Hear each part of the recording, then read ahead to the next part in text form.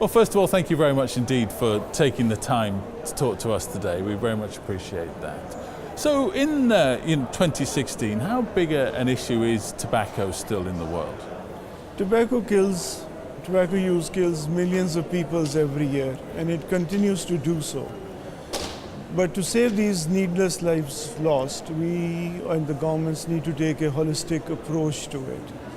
And that's not just about financing the whole tobacco control programs. It's to take into account a holistic approach and then to say a lot of factors need to be put in place so that you can make tobacco control, one, effective and also sustainable, because you need to do it for a long time before everybody is saved from the use and the hazards caused by tobacco use.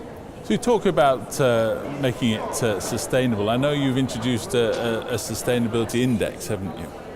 Yeah, the Union has been looking at the issue of how do you make tobacco control sustainable, and I with my team have developed an index which is composed of a lot of indicators, and I'll ask Angie, my colleague, to refer to it. The key purpose of the index is to help countries assess how sustainable their tobacco control programs are, and to help them identify the particular resources, structures and policies that they need to focus their action plans and strategies on that will make the difference for them to be able to sustain effective strategies into the long term. So what we did is to illustrate our index and show people how it works. We undertook assessment in 24 countries with the highest burden of tobacco use. And these countries together comprise about 1 billion smokers.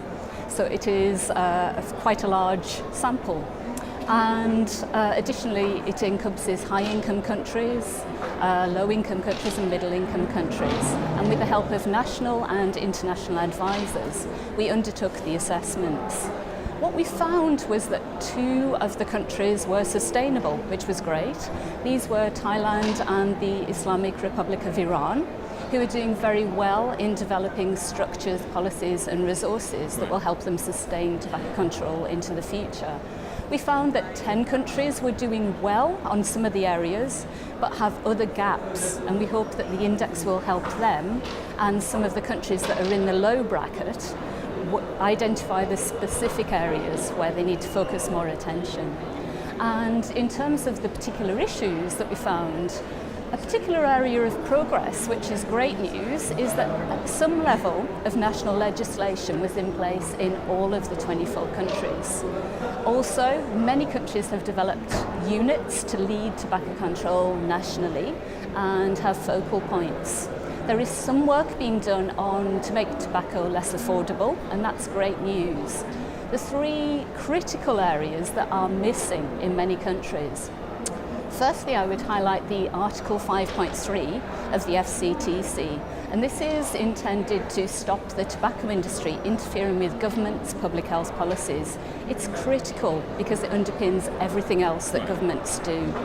And that was missing both in the Ministry of Health and across other ministries in many of these countries, so that's critical. Also getting in place the evidence-based measures that reduce consumption, the Empower strategies.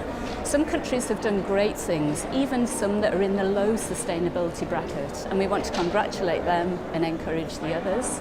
And the other area would be to put in place a national budget and potentially to use tobacco taxation as a means to do this. So what do we need to do now? And it's great to hear the progress, isn't it? But in some ways, it's we've been here before, haven't we? I mean, we know all about tobacco, don't we? So what are we going to do now? I think the index is a very strong tool. It helps each country to identify what it is doing well, but also more importantly, what it is not doing and what needs to be put in place. So we are not saying that you're not doing really, really well. What we are saying is that you need to step up. You need to come to the ground, kicking hard, putting in the policies, looking at all the factors which need to be put in place. Because if you're serious about tobacco control, if you're serious about saving lives, what you need to do is look at all the 31 factors. They might not be too important for you in your current setup, but they are really, really important if you want to make tobacco control sustainable and continue to save lives. And as I said, tobacco use kills millions every year, and we'll see these deaths even rise if all these things are not put in place. Well, both, thank you very much indeed for joining us. We really appreciate that, and Thank good you luck. very much. Thank you very much.